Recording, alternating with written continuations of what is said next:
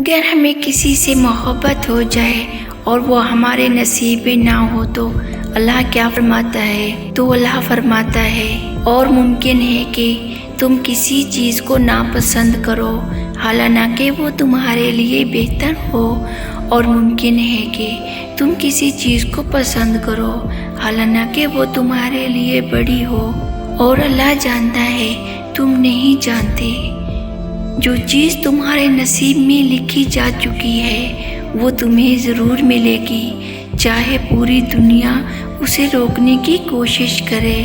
تم اللہ سے کسی کو مانگ سکتے ہو، مگر یاد رکھو اللہ تمہیں وہی دے گا جو تمہارے حق میں بہتر ہو۔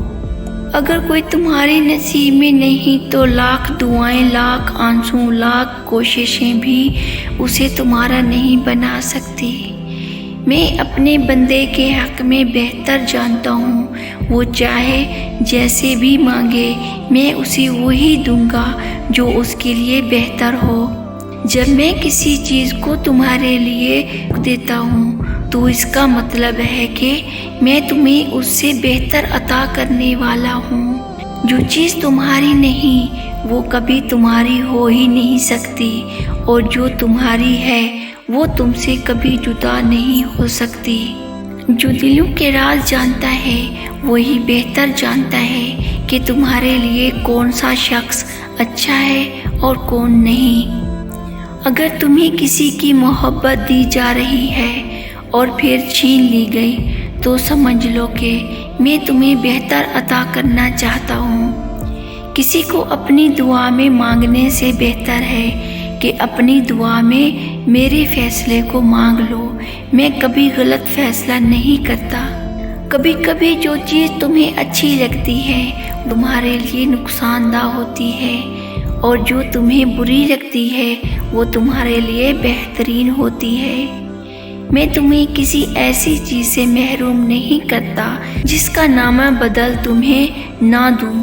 بس صبر کرو، تمہاری تقدیر وہی ہے جو میں نے تمہارے لیے لکھی ہے۔ اس پر راضی رہو تاکہ تمہیں حقیقی سکون ملے۔ اگر کوئی تمہارے نصیب میں نہیں تو اسے چھوڑ دو، میں تمہیں ایسا نصیب دوں گا جس میں سکون ہوگا۔ تمہیں جو کچھ چاہیے وہ تمہارے پاس نہیں، لیکن میں تمہیں وہ دوں گا جو تمہارے لیے سب سے زیادہ ضروری ہے۔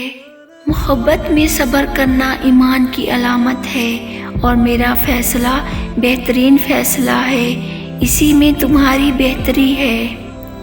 جو میں نے تمہارے لیے مقدر کر دیا ہے وہ تم تک پہنچے گا، اور جو نہیں لکھا وہ چاہے تمہاری آنکھوں کے سامنے ہو مگر تمہارا نہیں ہوگا۔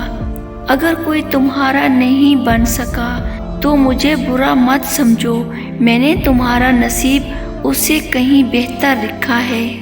اپنے نصیب پر راضی رہو، کیونکہ جو میرے فیصلے پر راضی رہتا ہے میں اس کے دل کو سکون عطا کرتا ہوں۔ جب تمہارے دل میں کسی کی محبت ڈال دی جاتی ہے اور وہ تمہارا نہیں ہوتا تو سمجھ لو کہ یہ میری آزمائش ہے۔ صبر کرو اور میرا قرب تلاش کرو۔